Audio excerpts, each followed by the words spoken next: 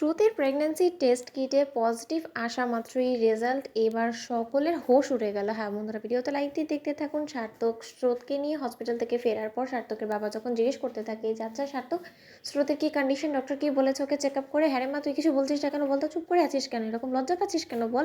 তখন সার্থক বলতে থাকে যে বাবা, যে ডক্টরটাকে তুমি রেকমেন্ড করেছিলে সে আর যাই হোক না কেন কবিরাজ ছাড়া কোনো কিছুই না, কারণ আমার কেন জানি না মনে হচ্ছে যে সে যদি পড়াশোনা করে ওই সিটে বসতো তাহলে হয়তো এরকম ভুলভাল বকা শুরু করে দিত না। সে স্রোতকে প্রেগনেন্সি টেস্ট করতে বলেছে। তুমি ভাবতে পারছো যে কোথায় প্রেগনেন্সি আর কোথায় ওর এই অসুস্থতা, তার সাথে কোনো রকম কোনো মেল নেই, কিন্তু তার সত্ত্বেও সে উল্টোপাল্টা বকা শুরু করে দিয়েছে। এক পর্যায়ে বাধ্য হয়ে আমি সেখান থেকে স্রোতকে টেনে হিঁচড়ে নিয়ে চলে এসেছি। আগামীতে আমি ভেবেছি যে অন্য কোনো ডক্টরের সাথে কনসাল্ট করার চেষ্টা করবো। তখন এই কথা বলা মাত্র স্রোতকে সার্থকের পিসিমণি বলতে থাকে যে এক কাজ করতো স্রোত মা, তুই যথেষ্ট পরিমাণে ক্লান্ত হয়ে পড়েছিস, এমনি তোর শরীরের অবস্থাটা খুব একটা ভালো না, তুই বরঞ্চ কি একটু রেস্ট নে। ওদিকে সার্থকের বাবা বলতে থাকে যে সার্থক, তুমি একবারও ভেবে দেখেছো যে হঠাৎ করে সেই মহিলা এই কথাটা কেন বললো? তখন সার্থকের পিসিমণি বলতে থাকে যে দেখ সার্থক, তুই যাই কিছু বলিস না কেন, সে অভিজ্ঞতা ছাড়াই তো আর সেই সিটে বসে যায়নি। তার যদি এরকমটা মনেও হয়ে থাকে তাহলে বাবু তোর সেই টেস্টটা করাতে কিসের এত প্রবলেম ছিল বলতো?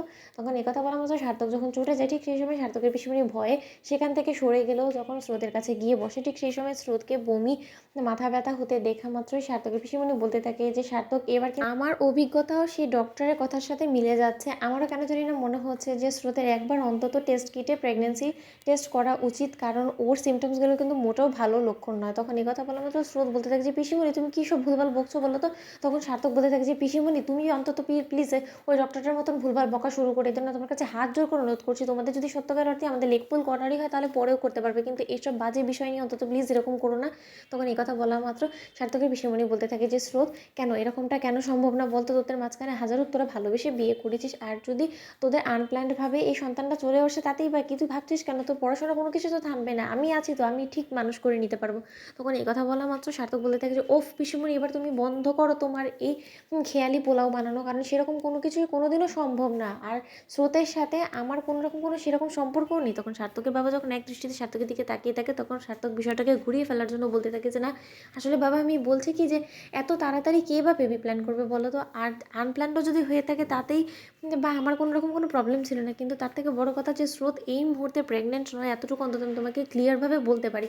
তখন স্রোত বলতে থাকে যে বাবা প্লিজ তুমি এরকম করে কোনো রকম কোনো স্বপ্ন বেঁধে বসো না, কারণ আর যাই হোক না কেন তোমার এই ইচ্ছেটা অন্তত আমরা কেউ পূরণ করতে পারবো না। দোহাই তোমার, তুমি প্লিজ এবার অন্তত অন্য কোনো কিছু আমাদের কাছ থেকে চাহিদা করে বসো না। তখন এই কথা বলা মতো সার্থকের পিসিমণি বলতে থাকে যে তাহলে বাবু আমার একটা কথা রাখ স্রোত, আমি তোকে বলছি তোর কোথাও যাওয়ার কোনো প্রয়োজন নেই, তুই শুধু একটা প্রেগনেন্সি টেস্ট বাড়িতে বসেই কর, তারপরে ওর রেজাল্ট যা হবে আমরা সেটা মাথা পেতে মেনে নেব, আমরা আর তোকে ফোর্স করবো না। তো বন্ধুরা, ভিডিওটা ভালো লেগে থাকলে লাইক কমেন্ট শেয়ার করো, সাবস্ক্রাইব করতে ভুলো না।